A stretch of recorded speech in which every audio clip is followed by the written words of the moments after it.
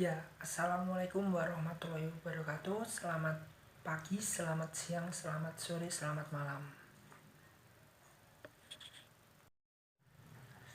Di sini saya akan memperkenalkan diri. Nama saya adalah Rifki Mahendra Nada Putra dari jurusan Teknik Elektro.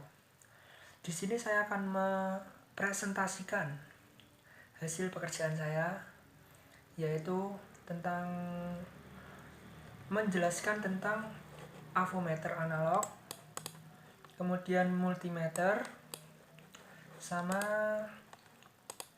yang satunya osiloskop. Ya, di sini kita mulai dengan avometer analog. Apa sih avometer analog itu? Avometer analog adalah tampilan display yang dilengkapi dengan jarum petunjuk hasil pengukuran untuk mengetahui hasil pengukuran Anda. Anda harus melihat angka yang ditunjuk jarum tersebut. Ya, itu adalah penjelasan dari avometer analog. Fungsi avometer analog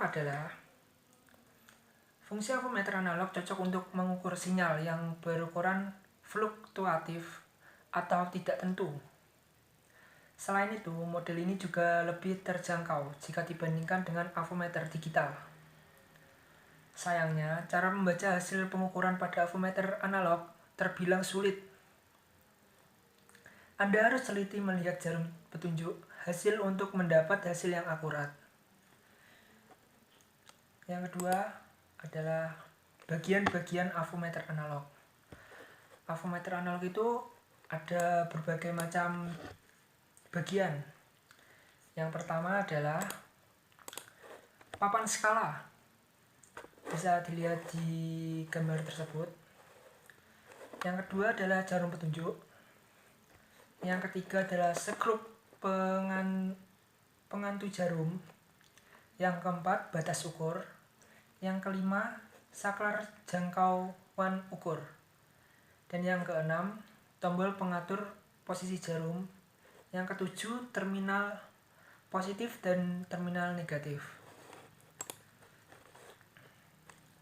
Bagaimana sih cara mengukur dengan menggunakan avometer? Ya, avometer itu ada 3 jenis pengukuran, yaitu DC, AC, sama resistensi atau hambatan. Nah, cara mengukur DC adalah ketahui nilai tegangan benda yang akan diukur. Yang kedua, posisikan selektor pada posisi DCV. Yang ketiga, pilih nilai tegangan yang lebih besar dari benda yang akan diukur. Contohnya, jika ingin mengukur tegangan baterai mobil 12 volt, maka tempatkan selektor pada nilai 50 di area DCV. Yang keempat, hubungkan probe ke terminal benda yang akan diukur.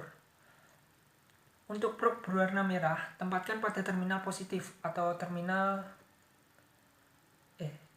positif, dan probe berwarna hitam pada terminal negatif. Kemudian, baca hasil pengukuran pada bagian skala yang akan ditunjukkan oleh pointer. Nah, begitu. Yang kedua adalah cara pengukuran AC. Yang pertama, ketahui nilai tegangan benda yang akan diukur.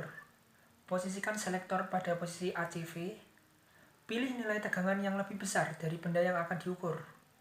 Contohnya, jika ingin mengukur tegangan listrik di rumah dengan nilai tegangan 220 volt, maka tempatkan selektor pada nilai yang lebih besar dari 220 volt di area ACV. Yang keempat, hubungkan probe ke terminal benda yang akan diukur untuk mengukur tegangan dan sumber listrik arus AC jika ada polaritas positif dan negatif. Yang kelima, kemudian baca hasil pengukuran pada bagian skala dan tentukan nilai yang ditunjukkan oleh pointer. Yang ketiga adalah cara pengukuran hambatan atau resistensi. Ya, yang pertama adalah kalibrasi terlebih dahulu. Multimeter pada sisi kiri pointer harus menunjuk angka 0.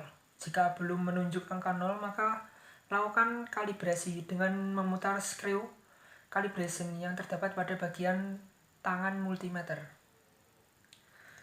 Yang kedua, selanjutnya kalibrasikan pada posisi OHM atau ohm.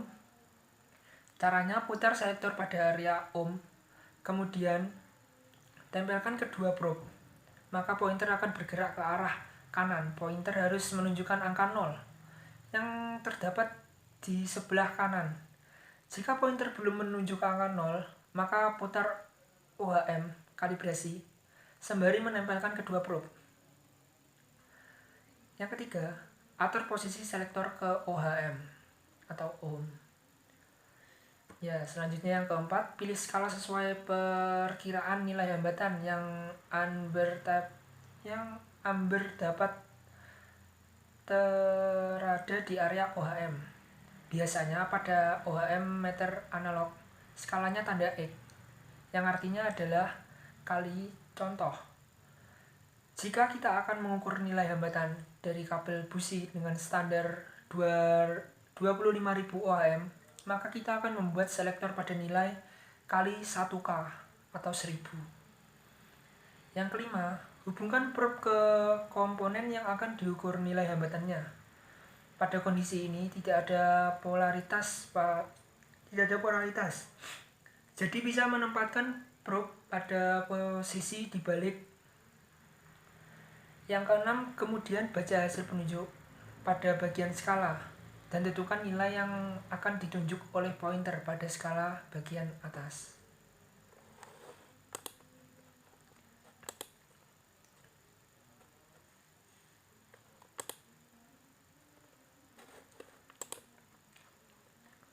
Dan yang satu lagi adalah cara mengukur ampere. Ketahui nilai arus dari suatu muatan yang akan diukur. Yang kedua, posisikan selektor pada posisi DCA. Yang ketiga, pilih nilai skala yang lebih besar dari arus yang akan diukur. Contoh, jika ingin mengukur arus listrik dengan nilai 1000 mA, maka tempatkan selektor pada nilai yang lebih besar dari 1000 mA di area DCA. Yang keempat, putuskan jalur catu daya yang terhubung ke beban. Yang kelima, hubungkan probe ke terminal jalur yang telah diputuskan. Probe merah ke output tegangan positif dan probe hitam ke input tegangan positif. Beban rangkaian yang akan diukur nilai arusnya. Yang keenam, kemudian baca hasil pengukuran pada bagian skala dan tentukan nilai yang ditunjukkan oleh pointer. Dan yang selanjutnya adalah multimeter.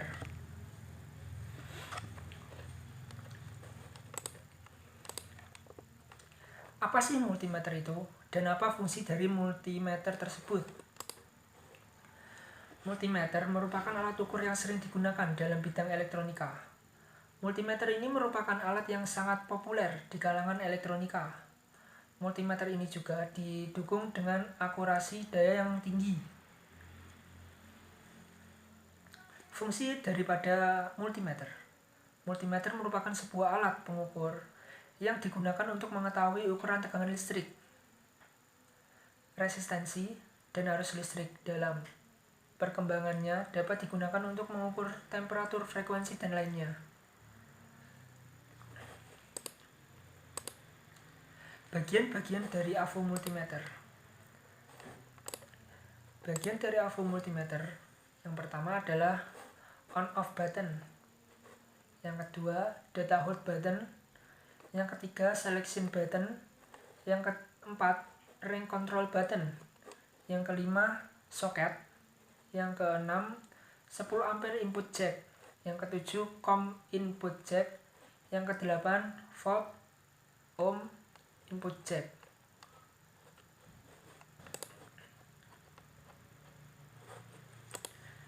Dan selanjutnya adalah osiloskop. Apa sih osiloskop itu? Dan apa fungsi dari osiloskop tersebut?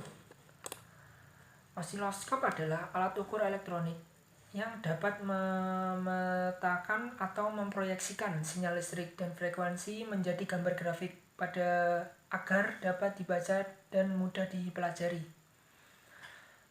Fungsi daripada osiloskop adalah alat ukur elektronika yang berfungsi memproyeksikan bentuk sinyal listrik sehingga dapat dilihat dan dipelajari Alat ukur osiloskop dilengkapi dengan tabung sinar katode, kemudian peranti pemancar elektron akan memproyeksikan sorotan elektron ke layar tabung sinar katode. Selanjutnya adalah cara kerja osiloskop.